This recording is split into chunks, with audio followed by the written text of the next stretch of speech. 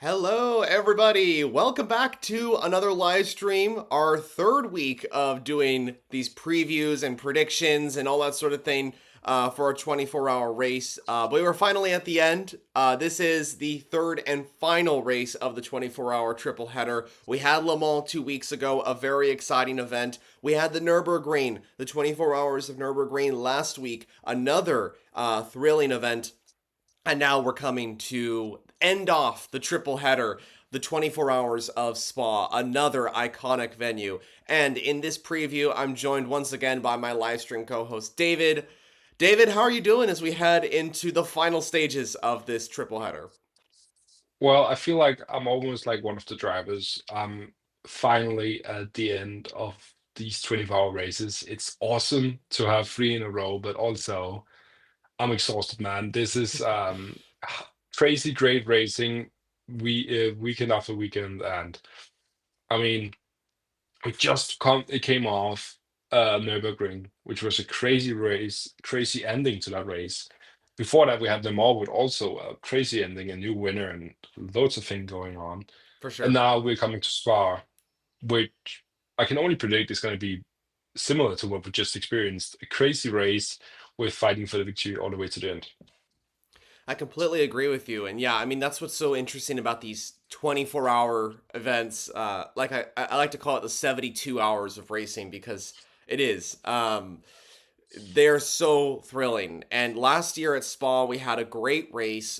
It was super, super awesome. Not just because there were so many cars, so many action, but it was also the centenary edition of the event, 100 years celebrating of Spa. Of course, the event was founded in 1924, so 2024, 100 years later. And yeah, it was just an awesome race, and I expect something similar this year. So a lot to look forward to. But hello to everybody who's joined so far. This as the stream kind of gets going in the YouTube algorithm, more people will be joining us. But if you have any questions, have any thoughts, post them down in the comments below. We are a community here. It's not just me and David talking here. We are communicating with all of you in the chat as well. But yeah, a lot to look forward to ahead of Spa. So this is a preview. So we're going to kind of go through a few of the things to look forward ahead of the event. First off, I want to mention that this is the 78th edition of the 24 Hours of Spa, so it's been around for quite a while. As I briefly mentioned, it was founded back in 1924, a year after the 24 Hours of Le Mans. Um, and so far across the years, one manufacturer has stood out above the rest, and they again proved to be the manufacturer to beat in 2025. I'm, of course, talking about BMW. The German marque has taken 25 overall victories here at this event in the past, their last in 2023. And David, as we saw last week at the Nürburgring, and this is a spoiler, by the way, viewers, so turn away if you haven't seen the results of the Nürburgring. BMW won that event. They won that event with Rove Racing. They're coming back with multiple cars. They have arguably one of the strongest driver lineups across their multiple teams. What can we say about BMW specifically heading into this event? Well, BMW have showed with their GT3 car in different series all over that they have the pace to win. They just did it last weekend at Nürburgring. They were also in the fight for it at Le Mans Right. until they crashed out. Um, so I wouldn't I wouldn't come against and say that they couldn't win here at Spa because they can. They have so many strong drivers in different cars here. A one driver lineup in the 46 car with Rossi, Rene Rast, and Kevin Magnussen. That's a crazy lineup to bring on to a 24-hour race like this. So I'm expecting them to be fighting for victory, but I would also say there's so many more great teams here. This is Spa 24, and there's so many teams who bring their best drivers to this event for, to win a huge GT3 race. So you will, if you haven't watched Spa before, you will actually see some names that you know from Hypercar or from GT Le Mans, also from WEC in general. Names that you know they're from because these are the best TT drivers in the world coming to this track. Yeah, and speaking of GT racing, I think that we should mention the fact that this is the biggest GT only endurance race in the world.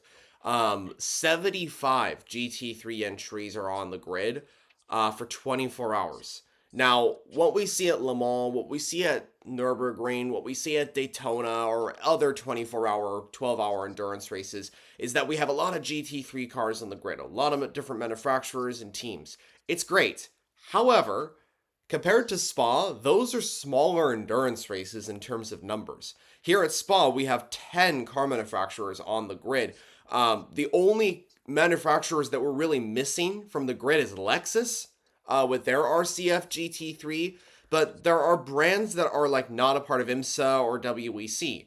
One in particular, Audi, who's not in either WEC or IMSA. And then we also have McLaren, who actually took pole here at the Spa Circuit de Spa-Francorchamps. We'll talk about them in just a moment, but there are cars, there are teams, there are manufacturers that aren't present in other series, and that's what's so beautiful about the 24 hours of Spa is that everybody has a chance to win.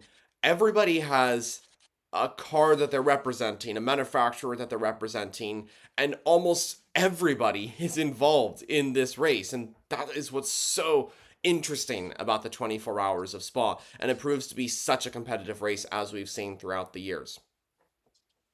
Yeah, and it's of course a historical track, a track we Right, know well from Formula One and WEC. So we know that racing here is great. And if you put that many GT3 cars who are so close in pace, it's up to the drivers and the setups. Then you just have a great race ahead of you. And I mean, GT racing is something special. They're really difficult cars to master. Um, but racing with them are just so great, and that's why it's also being brought out to WEC instead of the right. GTE Pro cars, because of GT3 racing is so easy to get into, and it's so great racing. Yeah, it is just amazing racing. It truly is. I echo your words there, and it's just there's so much to look forward to in this event. Yeah, I'm really excited for Spa. It's so competitive. It's really unknown who's going to be on top. You know, last year we had Aston Martin that took victory. They hadn't taken victory at Spa since 1948. That was a long time ago compared to 2024. And they came out and they won with Come To You Racing and that Dane Trame and Mattia Drudy. I mean, that was quite an amazing victory, I gotta say. But this is the third round of the Intercontinental GT Challenge. Now, the IGTC is a series that we've recently been covering more and more.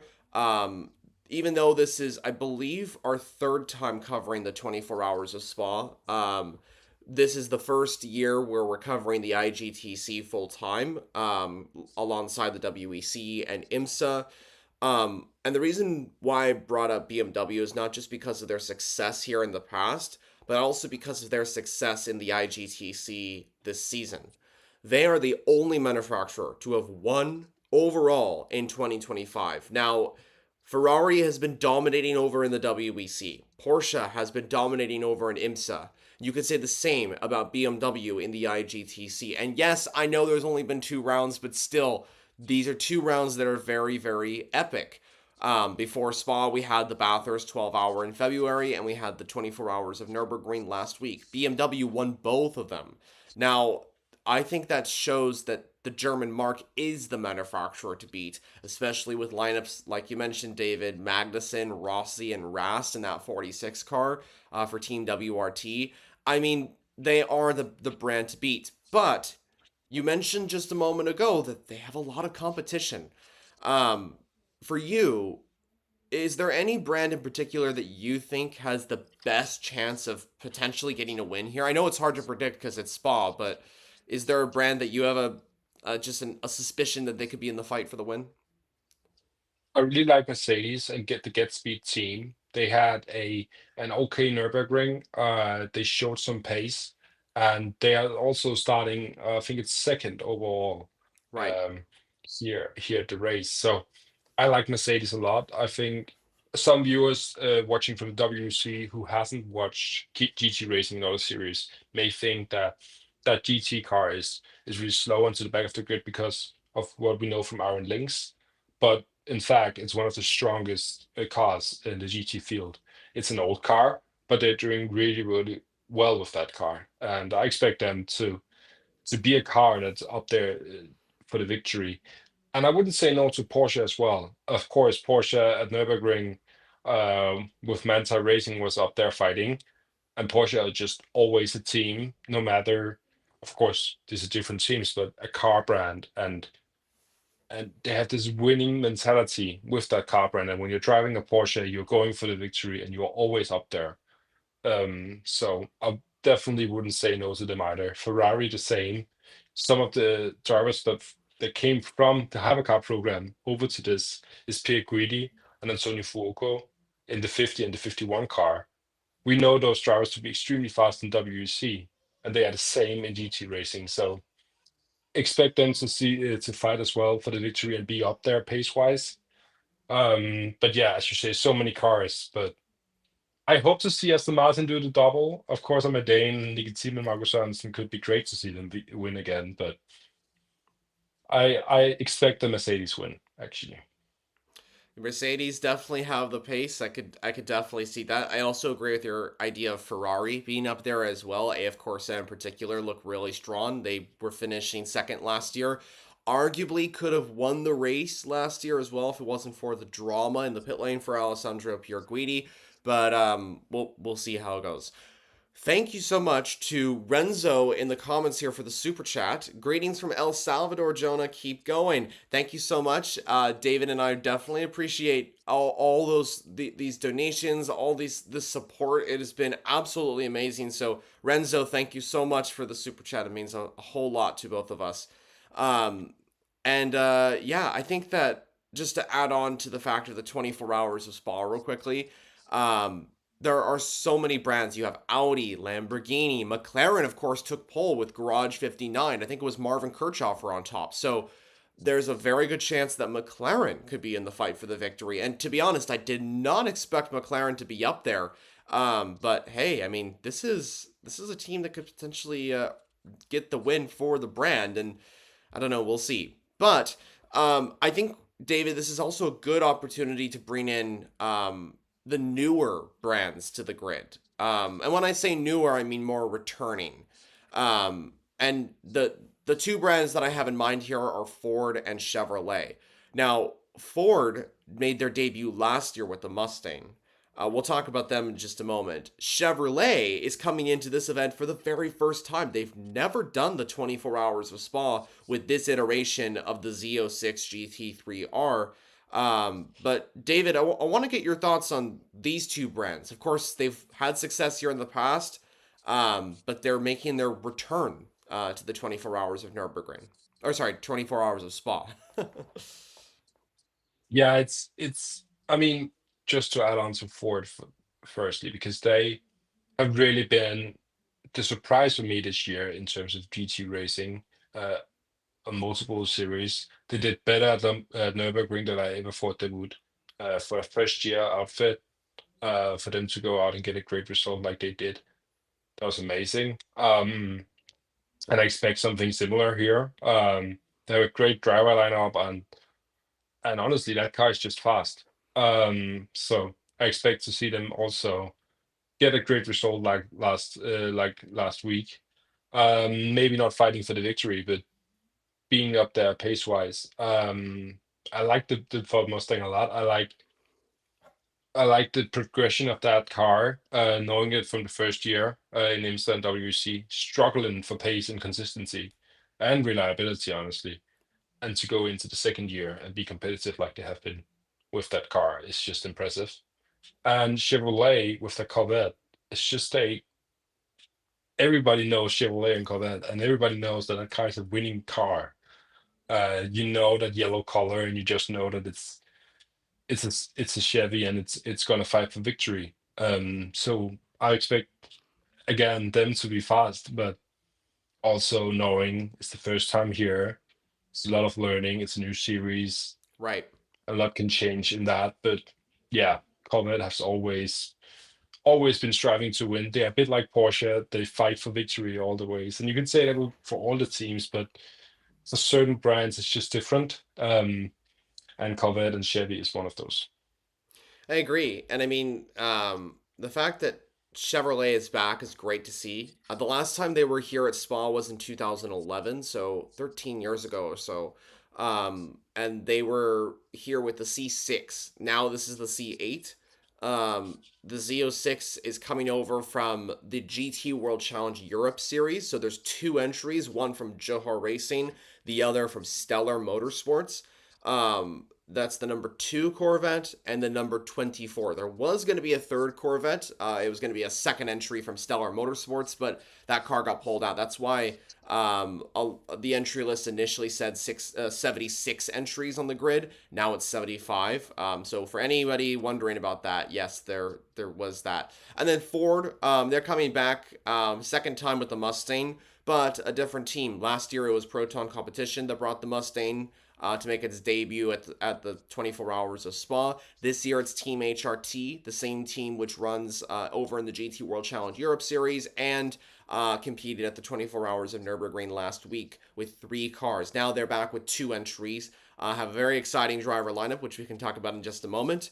But yeah, there's a lot that a lot to look forward to with these two brands making their returns.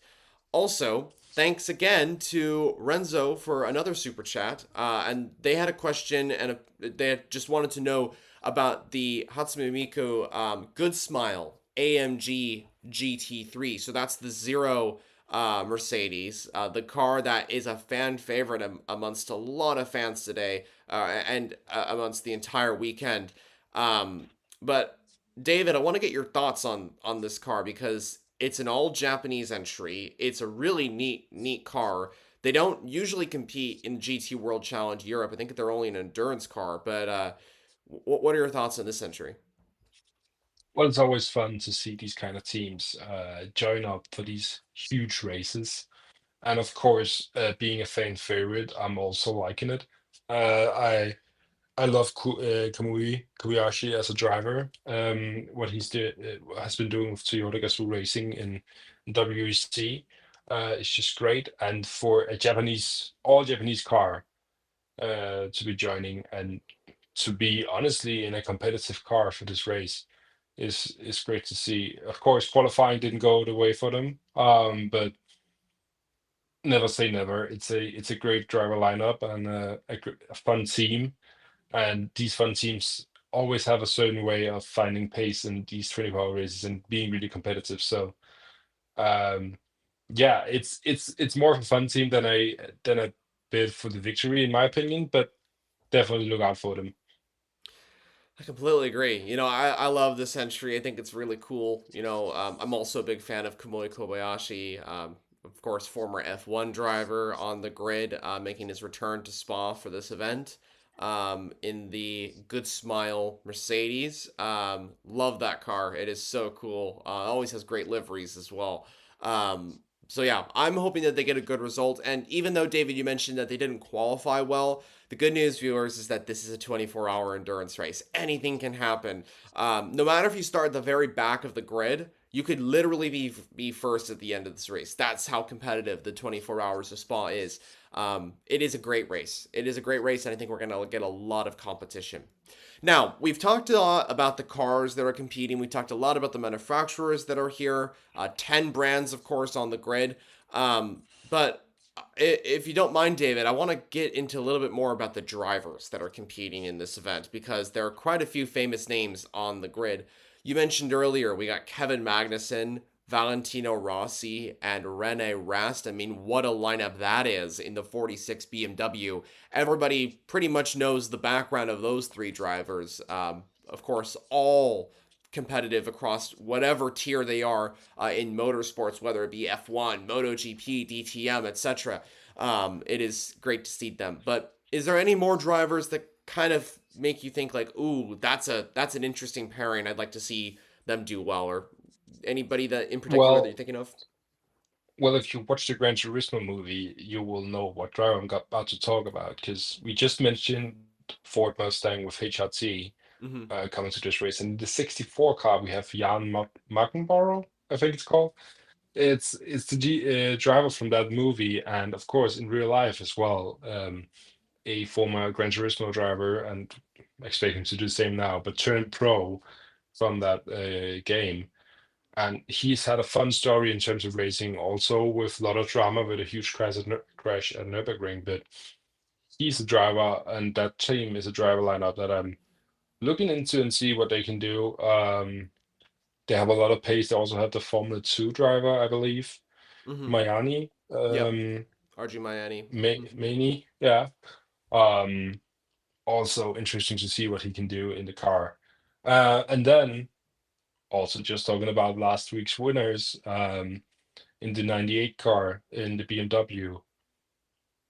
Can they win again? It's a strong driver lineup, we know that, and they just showed that they can win at races like this. So yeah, I hope to see a lot from that car as well. I agree. I mean, we have a lot of exciting drivers on the grid. Of course, you mentioned Jan Mardenborough, of course, a driver that has a lot of talent, and his story is awesome. Coming from the Nissan LMP1 program as well. Um, and yeah, just the lineup in the 98 BMW. Another driver I want to point out as well is the driver that won at the 24 Hours of Nürburgring. He's not a part of the 98 BMW because, well, that lineup is full. He's a part of the 998 Rove BMW. That's Philip Ing. Philip Ing is a driver that not a lot of people talk about here at Spa, but in fact, I was doing my research here, so I know I'm correct with this. He is the most successful driver on the grid currently at the 24 Hours of Spa. He's won this race 3 times overall, his last in 2023, if I'm not mistaken. So Ain is actually the most successful driver on this current grid. Of course, he's not the most successful driver overall. That title goes to Eric Van der Poel, who last won in 2008 with Maserati in that beautiful V12 MC12 GT1. But yeah, Ain is the driver that has the most success at Spa, and a lot of people that I think are going to be voting for him as a driver to watch out for. Arthur Leclerc, of course, anybody who's familiar with Formula One in the motorsport world will know the last name Leclerc, of course, mainly because of Arthur's brother, Charles Leclerc, who, of course, competes for Ferrari in Formula One alongside the great Lewis Hamilton. But his brother is competing in this event in the number 50 AF Corsa Ferrari. Arthur, of course, is a Formula 2 racer. He competes, I believe, currently in F2, if I'm not mistaken. I'm not really familiar with the F2 grid of 2025. I believe he used to compete for Dams over in Formula 2, but yeah, Arthur Leclerc, another very talented racer, and great to see him on the grid as well. We also mentioned Kamui Kobayashi, of course, a Le Mans winner back in 2021, if I'm not mistaken. So there's a lot of talent right there with Kamui in that car. Of course, we have to mention the Dane trained Nicky team and Marco Sorensen, of course, in that number 7 car, along with Mattia Drudy. They are the lineup that is going for back-to-back victories, giving Aston Martin their third victory, I believe it is, third victory of this event. So yeah, very, very good. Also, one more driver I'll quickly want to mention that not a lot of people have been talking about is Jessica Hawkins, the British racer who's actually part of the Aston Martin program and all that sort of thing over in Formula One. She's racing in this event for Come To You Racing, and I believe one of the bronze vantages. So she's another driver that I think a lot of folks didn't maybe see on the entry list because I didn't see a lot of people talking about her, but she's a driver that you should all kind of follow as well because she's quite talented as well. Yeah, and that's just the thing. I also want to mention Antonio Fuoco and Alexander Perguidi, of course, Mm-hmm. drivers from the AF Course team for Ferrari, driving at Havercar, two Le Mans winners. Um, Again, adding to the list of Le Mans winners here at the 24 Hours of Spa. So a lot of quality on this grid, and a lot of names, fun names and drivers that we know from other places. Of course, a driver that some of you may also know. I don't know if he's here this year again, but he's driven here before. James Baldwin, a esports driver, also racing here. And last weekend we have Jimmy Broadbent and Super GT racing at Nürburgring. So fun names in these GT series, and always a little fight or a little driver team, anything to look out for when you're watching these races, even if you don't have a team that you certainly support or a specific driver lineup. So a lot of fun drivers and constellations of driver lineups here at Spa. Another driver I want to mention is Friedrich Schandorf. He's driving in the 58 car McLaren as well. Um, Strong driver in over in IMSA, have done really well, and now he's coming to Spa as well in a McLaren. I believe that McLaren has a good chance of pulling off a great result here. One problem for the McLaren car has been the engine so far this year Yeah. with these 24-hour races. It hasn't been able to keep up. Um, so I hope that this is paced throughout the 24 hours and they haven't just tuned up the engine too much and breaking it, which have tend to happen at other races this year. Yeah, and I think that the thing with the McLaren cars is that they don't have a lot of experience this year. The only 24-hour endurance race that these cars have really done across the three main series of IMSA, WEC, IGTC has been the 24 hours of Le Mans. And of course, both cars had engine issues during the race. It was a pretty disastrous event for United Autosports with the McLarens.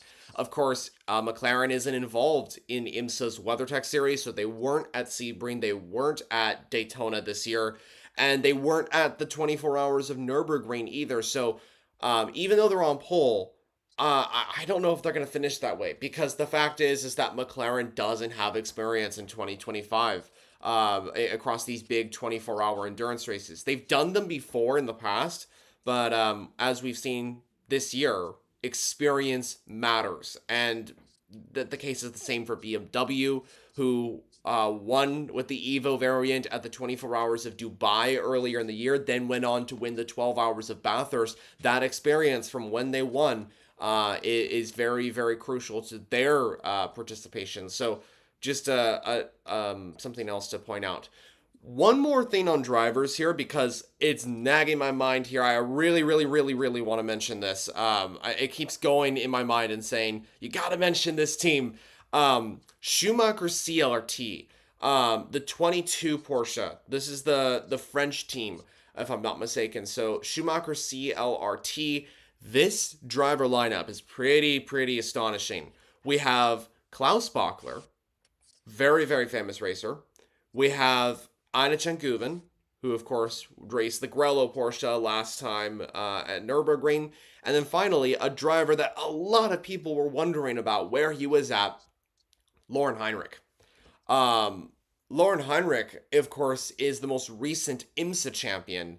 And when we think of Rexy, Roxy, AO Racing Porsche, the fan favorite Porsche, the driver that's at the top of that list is Lauren Heinrich alongside Klaus Bachler. So the Rexy lineup is coming over with Schumacher CLRT here at Spa. And they have Ina Guven alongside as well. I don't think Guven raced Rexy, but he might have in the past. So funny to think that the Rexy lineup is coming over.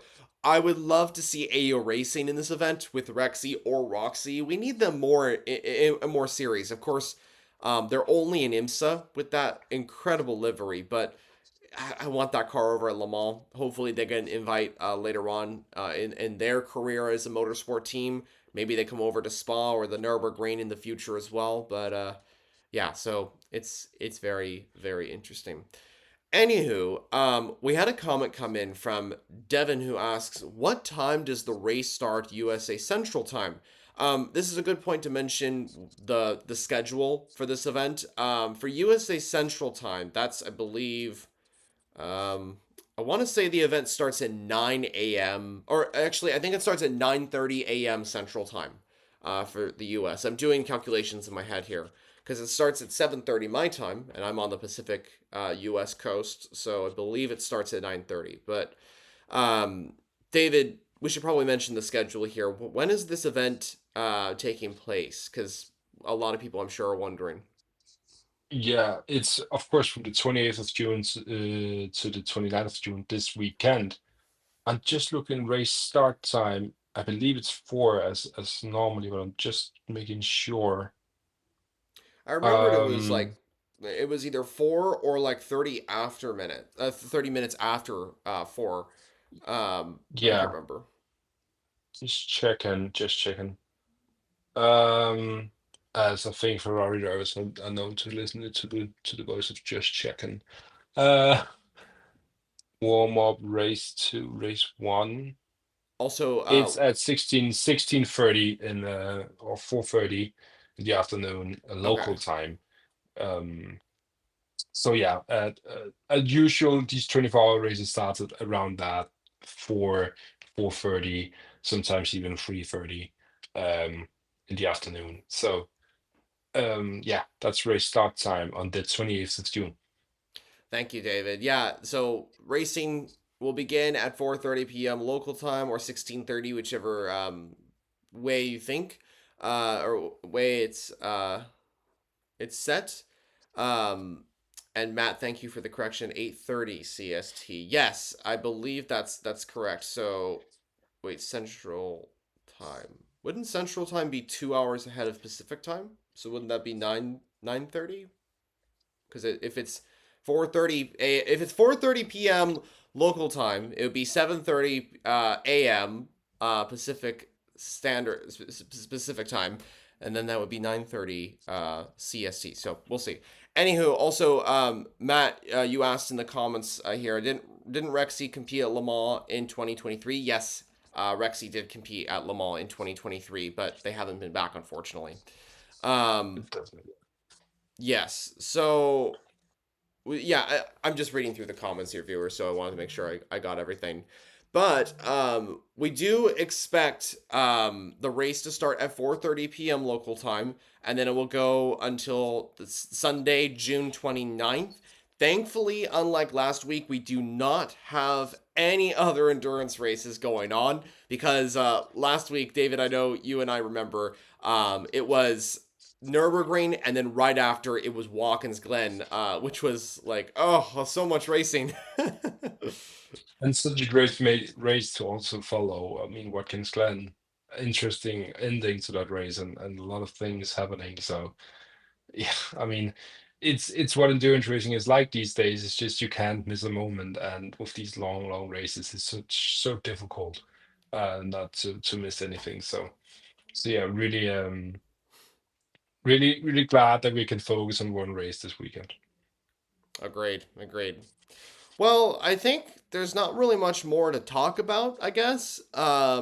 Just really quickly, I saw some questions for rain Oh or yeah. any weather update. I just checked. It's gonna be clear skies and really hot weather actually. So expecting a hot surface, track surface as well, around 28 degrees Celsius. I don't know which that is in Fahrenheit, but it is a pretty warm day and 24 hours of spa we can expect, and no rain is expected. So we get clear racing and then not with the mix-up of rain. For some, they may have liked that, but I think the drivers and the teams are happy to see blue skies. And just to point out as well, I just remembered on the subject of scheduling and all that sort of thing, viewers, you'll be able to catch the action live on GT World, the GT World YouTube channel. I believe it's not really geo blocked in a lot of places. For example, in the US, I think it's available, unlike the 24 hours of Nürburgring. So that's the place you can watch the action live for most folks around the world. Of course, it depends on where you're at, but yeah, and David, thank you for mentioning the rain as well because this is a major factor across these 24-hour endurance races is what's the weather like? How does this all kind of work out? But yeah, I think that's pretty much it. There's not much more we can kind of bring in. We kind of covered everything that we could talk about in terms of the preview for the 24 hours of Spa, the CrowdStrike 24 hours of Spa. A lot to look forward to in this upcoming event. As David mentioned, the race will begin at 4:30 p.m. local time on Saturday, June 28th. That's tomorrow, in fact. So we're streaming just a day before. McLaren will start on pole with Garage 59's Marvin Kirchhoffer in the 59 McLaren 720S GT3 Evo. So a lot to look forward to. We'll see if Aston Martin can pull off another victory. We'll see if somebody else can do it. But David, did you have any final thoughts before we conclude? No, I'm just excited for tomorrow and for the weekend, and let's see if BMW can get another victory in the GT Racing series. But honestly, look forward to great racing and a lot of overtakes and a lot of fun here at Spa 24. Agreed. I completely agree. So, viewers, catch us tomorrow. We're going to be doing a watch party of the event. 24 hours to Spa, the last of the 3 triple header events of 24 hours. The 72 hours of racing in June is about to conclude with this epic endurance race in Belgium. Join us then. But for now, Jonah and David signing off for the 24 hours of Spa for now. We will see you all tomorrow. Have a great race week, and thanks for joining in.